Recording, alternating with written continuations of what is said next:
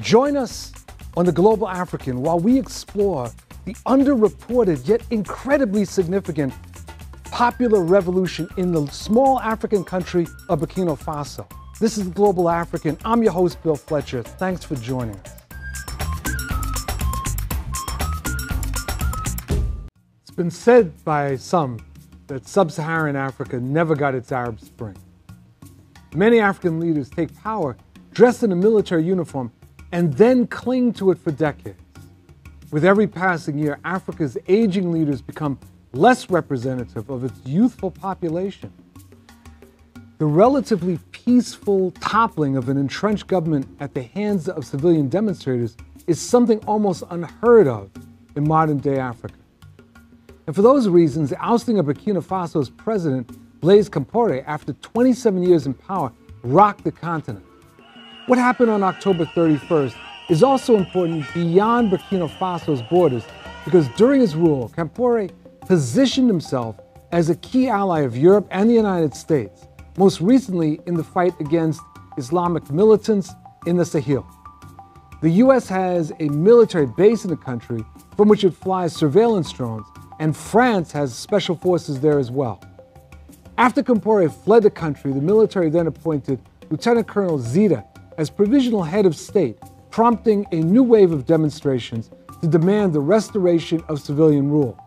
The acting military rulers were close to agreeing with politicians, civil society groups, and religious leaders on a plan to set up a civilian interim authority. Today, Burkina Faso is seeking to put in place a transitional government. Last week, the political parties in Burkina Faso agreed that the civilian-led transition should last a year, followed by democratic elections in November 2015. Regional leaders are mediating in the landlocked former French colony that borders Mali, Niger, Côte d'Ivoire, Togo, and Benin. The country is under pressure from the international community, especially the African Union, to return to civilian rule or face sanctions and suspension from that continental body. Burkina Faso is sub-Saharan Africa's second largest producer of cotton, the main crop in the agricultural dependent economy, and the fifth largest gold mine, yet it remains one of the world's poorest countries. Formerly called the Republic of Upper Volta, the country was renamed Burkina Faso in 1984 by then-President Thomas Sankara. In October 1987, Sankara, along with 12 other officials, were killed in a coup d'etat organized by his supposed friend and ally, Blaise Compaoré. Sankara's former colleague and Burkina Faso's president until October 31st of this year. Following the coup against Sankara, Compaoré immediately reversed the nationalizations, overturned nearly all of Sankara's policies, returned the country back into the fold of the International Monetary Fund, and ultimately spurned most of Sankara's legacy. Joining us for our discussion of the developments in Burkina Faso, an uprising that's literally involved millions, are two people who are very well suited to address the subject. We have Mr. Paul Sankara, the brother of the late revolutionary and president of Burkina Faso, Thomas Sankara. Mr. Sankara studied at the University of Ouagadougou and currently lives in Washington, D.C. Also joining us is Dr. Naka Lagoke, a specialist in African political affairs, development, and Pan-Africanism. He's a professor of Spanish at the University of the District of Columbia and professor of African history at Montgomery College. He founded the Revival of Pan-Africanism Forum, which engages in a permanent conversation on Africa from a Pan-African perspective. Thank you very much for joining us. Thank you very much for the opportunity. Let me start with you, Mr. Sankara. The uprising in Burkina Faso took a lot of people by surprise. But what I found particularly striking is that you're talking about millions of people, at least one demonstration where there's 1 million people. What provoked this? And 1 million people don't come out of nowhere. Somebody must have been organizing. Tell us about it. Thank you for having me. I just want to start first and foremost to pay a tribute to more than 30 people killed in this revolution, second revolution in Burkina Faso. It's 27 years of the former regime of Blaise Compaoré, I guess, has a deep impact in what has been grooming in the grassroots level. I guess since 1987, year of Thomas Sankara assassination, things are really starting to get organized with a lot of difficulties because the new regime with Blaise Compaoré didn't give chance to anybody to have a normal organization, freedom of speech and freedom of organization. But mainly it's two factors. Mm-hmm. The 27 years has some impact in a bad way, of course, in the sense that you couldn't see this organization coming to express at a certain point the way they are fed up. And of course, the willing of the Compaoré regime to revise through different sort of maneuvering approaches the constitution in order to be a new candidate next year. That's one thing. The second one, it's the youth that we can characterize roughly by the Ballet Citoyen movement, composed by, compounded by young artists that have been doing a great job more than 5 years. So they were using, they know how, through the song, through the artist works, to talk to people, to talk to the youth. And indeed, they succeed in this way. And it was not just using the artistic talent. Mm-hmm. Even they have a conscience, a level of conscience. They went to different places like clinics, hospitals, to clean up and just give some basics gifts to women that gave birth and women that belong to low-level income families. Mm. So this kind of actions, I think, combined with the willing of the Compaoré regime to change the constitution even after 27 years, yeah, brought this new revolution in Burkina Faso, roughly speaking. Dr. Lukoke, you texted me. You were the person that told me this uprising was happening and that Compaoré was gone. The excitement that came through in that text was palatable. Why? Why were you so excited? What was it about this uprising? Because I have waited for that moment for 27 years. Sankara was my hero. He was one of the people I have loved. As you know, we were told that nothing good can come from Africa. Mm-hmm. And then when we were in high school, we saw a young man rising to power and doing exactly what we were dreaming to do or to see in our leadership. And then he was killed. And we were hoping to see the people of Burkina Faso organizing, to put an end to Blaise Compaoré regime. That's why I have that. I was excited, and just to add something to what Paul said, the children who did the revolution, or the youth, people call them the children revolution. Mm-hmm. Many of them were maybe member of the pioneer movement that Thomas Sankara put into place. Mm-hmm. Some never saw the revolution, but they went, they read, and they were lucky to have the leaders of the civic broom movement that he was talking about, Le Ballet Citoyen, correct. Civic broom. They launched that organization last year.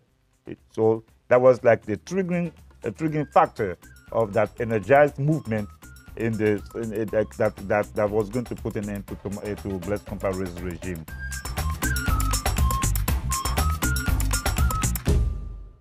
Many of our viewers probably know very little about the history of Burkina Faso, may never have heard the name Thomas Sankara. And it would be useful to do a brief summary. And And one particular thing that interests me is that when I've read the story of the revolution and the coup that overthrew Sankara and led to his murder, it sounds almost Shakespearean. I mean, here you have his right-hand person, who was supposed to be his friend, turn on him and then murder him, or make sure that ensure that he was murdered. And so it'd be useful to talk some about what happened. Where did this revolution come from in 1983? Correct. Yes. It's there is a link between this question and the previous one. We should start from what people how people used to see the former Upper Volta, which became in 1984 Burkina Faso, which means upright land. A new name gave by Thomas as a leader of the revolution from 1983 to 1987 in Burkina Faso. Most of African used to see in the students in Europe organization, African organization in Europe, or the trade union in West Africa at least, that the former Upper Volta, now Burkina Faso, was among the top 3 or 5 conscience students or trade unions, organizations. And indeed, a lot of things happened in Burkina Faso before the revolution of Sankara. And Sankara, Thomas, and others, militaries had a direct link with the leftist political organization before getting to the power. He used to say, Thomas Sankara by himself, is not getting the power for the power. We have to have a program, an agenda, in order to be ready to implement for the people satisfaction and benefits. So that's why the revolution was popular in 1983, because of the link couple of decades before, link between the leftist organization, civilian organization, and those young military officers. Sankara is overthrown and murdered. I understand that there was some resistance to Compaoré, but it doesn't sound like there was mass resistance to the new regime. Am I incorrect on that? No, correct. That's correct. It took time to get to this November revolution for a couple of reasons. The first one, the new regime with Compaoré didn't give any chance, and I'm talking about the brutal way of stopping any ambition or any willing to organize themselves, whether it is at the student level, the trade union, those who want to resist to the new regime of Blaise Compaoré. Some of them has been assassinated, others tortured, and the third categories fled the country and went to different countries, whether in Europe or in West African country, in order to seek asylum. And he used also the power of the money to get through the clientelism a lot of people. So yeah, there were not, to be honest, a mass movement against Blaise Compaoré. First October revolution of the 21st century, right? The implications, impact for the rest of, well, let's just start with West Africa. What do you anticipate them to be? As you know, he found asylum in Ivory Coast. That's right. And 33 cars. Yeah, 33 cars, and the French helped. He was trying to go to Po, according to what we read, and the population did not want him to be there, and that's Paul will have spoken better about that. The military base from which he went with Thomas to take power in 1983. So now he was going towards that place in the southern part of Burkina Faso, and he found himself in Ivory Coast. Blaise Compaoré has supported the rebellion in Ivory Coast. He sheltered the rebels close to Alassane Ouattara. So he supported the regime of Ouattara after civil war that they caused in Ivory Coast. And Blaise Compaoré caused many wars in Sierra Leone, in Liberia, in different parts in Africa. So for him to find himself in Ivory Coast, it shows that it's the end of the circle. Like with some mystical people will say, that the snake is biting its tail. Yeah. We believe that Pan-Africanism is going to gain a momentum because the youth who organized, they built the movement with the spirit and energy of Thomas Sankara. The singers we were talking about, Smokey, Sam Scaleja, and many others, it is on YouTube. They produce songs about Thomas Sankara. For years, they've been doing that. And Didier Wadi from Senegal, also, and with other artists, they produce songs. And now we can see the resurrection of the spirit of Thomas Sankara. And Thomas Sankara, he was the face and the spirit of the 83 revolution, but this time his spirit is the inspirational entity of that revolution. And we can see his spirit engulfing on Africa, because in the Democratic Republic of Congo, in Burundi, in Togo, in Benin, in all those parts, the people are saying, if the people of Burkina Faso, they did it, we too can do it. That's the second impact of that Burkinabe revolution on the rest of Africa. Now, I have as much excitement as you do about this, but I'm worried.